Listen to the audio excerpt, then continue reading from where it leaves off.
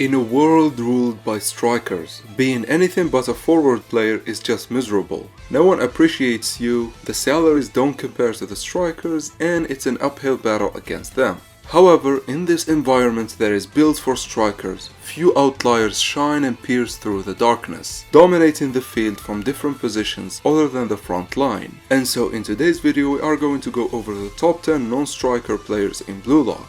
However, before we begin, obviously we need some rules for this list. First, the pros will be excluded, as all 9 of them are stated to be strikers, and so I will not be including them. Also, players that are not currently playing as strikers, however have the tendency to go up a lot and play as additional strikers, like Yuki and Chigiri, will be excluded.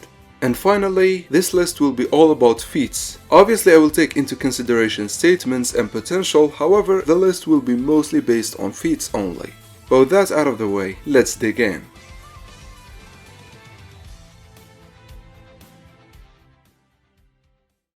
At number 10 we have Nico Iki, a player who actually suffered the most televised losses in the series. With the exception of the U20 game and Ubers vs Manshine, there wasn't really a match where he won that was shown in the manga or in the spin-off Nagi novel, so how come he is at number 10? Well, as an individual player, he always done his best. He always been an amazing defender. And in the Bastard game he attained a new level, the level of the elite, when he unlocked Metavision for the first time. Now, his vision has always been his greatest weapon. However, this does not even compare to when he learned Metavision from Isagi, probably the strongest weapon. This automatically scales Nico very high.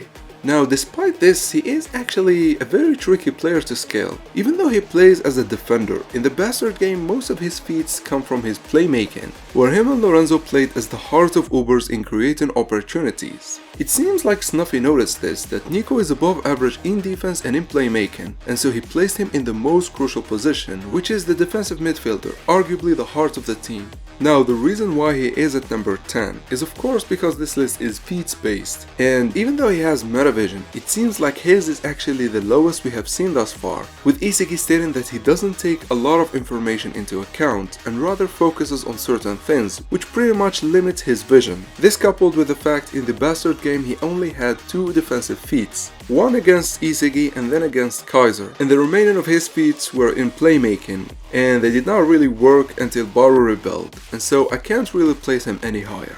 At number 9 we have Ryo Mikage. This honestly is such a shocking placement, even for me, as Ryo is one of my favorite characters. Add to that the fact that he has Metavision and he has one of the most well-rounded physicalities in Blue Lock, with great soccer IQ, and you get the making of an insane player and definitely worthy of being much higher on this list. However, I gotta say this, his fixation on Nagi is really hurting him. The fact that he went down in salary twice is a great testament to the fact that he almost did nothing. You have to think about it in this way. Kunigami in the Ubers game did nothing as he was pretty much locked out, yet he still gained 4 million in his salary. Ryo and Nagi on the other hand went down, which means they did absolutely nothing, or even played in some bad ways. Now, if Ryo sticks to playing by himself and develop an ego, like we've seen him do in the early stages of the Manshine City game, where he was copying Ren and Sai and being the best midfielder, I would place Ryo much higher. However, as it stands right now, he really isn't that great.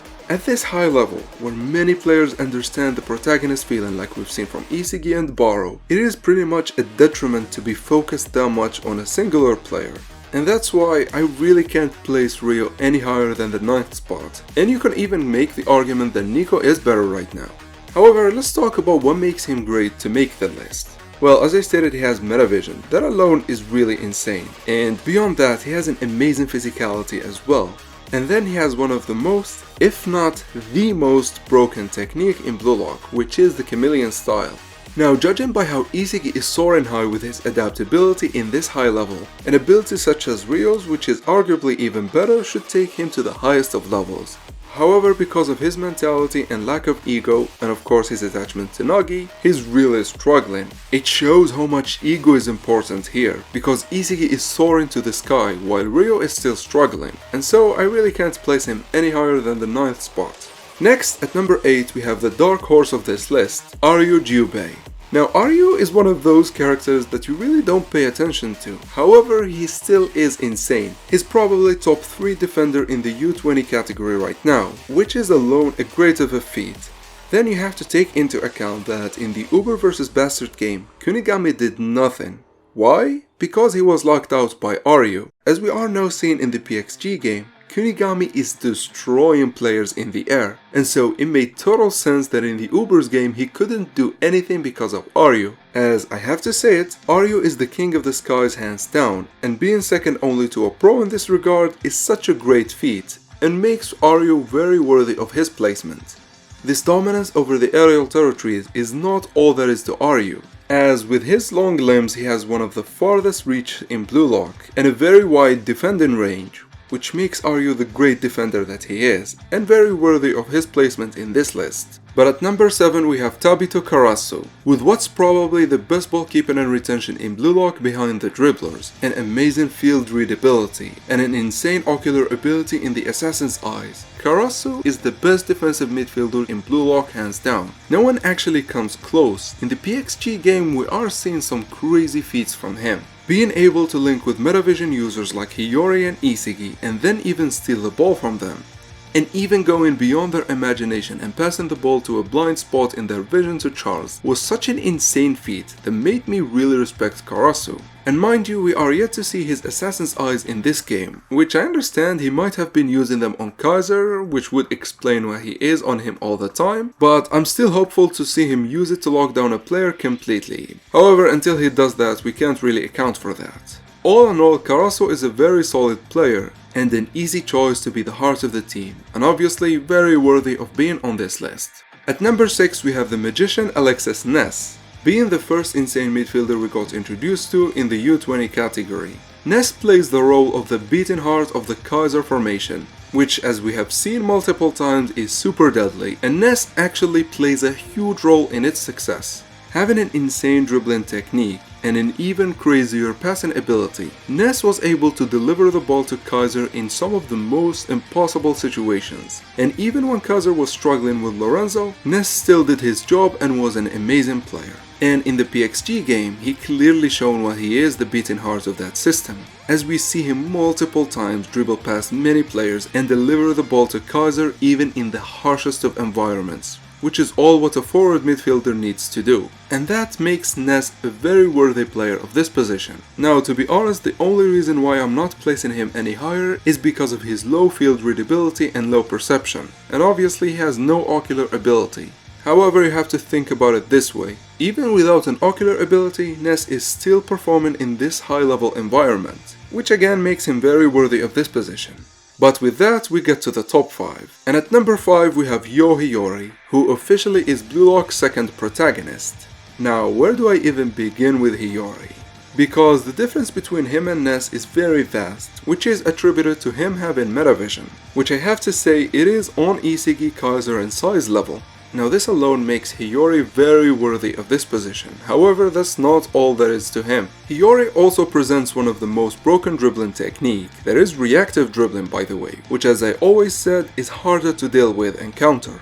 Next, his passing ability, which is probably one of the best passing abilities in Blue Lock hands down, hell in the U20 category right now. In the little time we have seen him play, we witnessed some diabolically accurate passes, not to the strikers, but to the best position in the field, which makes Hiyori very versatile. He can play with any striker pretty much, because he's aiming for the best position and not the striker himself. And add to that the fact that his delivery is comparable to that of Sai, which alone is a great feat. And we get the complete package when it comes to the forward midfielder. And the only reason he is a top 5 is his reliance on Isigi thus far. Yes, he has amazing weapons and all, and his metavision is insane, yet so far all of his plays are adding to Isigi and Kaiser's plays, which kinda hinders him, and until we see him play alone, I can't really place him any higher than this. Next, at number 4, we have his rival, Charles Cavalier. Now think of Charles like this, his Hiyori 2.0. Having most of Hiyori's weapons with some added benefits, and the only category where Hiyori is better is actually the soccer IQ. Well, as you all know, he has Metavision, and it is on Isigi's level, and so from the start that's insane. Next, he has an even crazier passing ability than Hiyori. with him having a very versatile delivery technique, and then very powerful and very accurate passes. And also, it seems like he presents an ocular ability that helps him in choosing the best passing option. This is not confirmed by any means, but definitely he has the feats to show for that.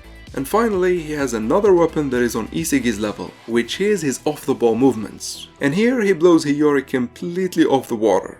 Now, I can't really talk about Charles Cavalier without talking about his weakness, which is him being contrarian. Now, as I stated before, having any weakness that makes you predictable is very detrimental, especially at this high level, as practically players with protagonist feeling like Isagi, maybe Baro and Hiyori can understand your plays after watching them maybe once or twice, which is definitely a weakness. However, it seems that it's not hindering Charles that much, as sometimes he is beyond reason. But moving on, at number 3 we have Oliver motherfrickin' Aiku. Hands down the best Japanese defender and second best in the U20 category. Ever since his introduction, Aiku was him, he was that guy. He immediately took all of what Isagi learned in Blue Lock and completely crushed it with his snake defending. And then throughout the game he completely owned Ren. And in fact, after unlocking Metavision subconsciously, he completely locked out Blue Lock in the second half, to the point he pushed Isagi to go and talk to Ego for a solution, which came in the form of Baro, who forced a goal.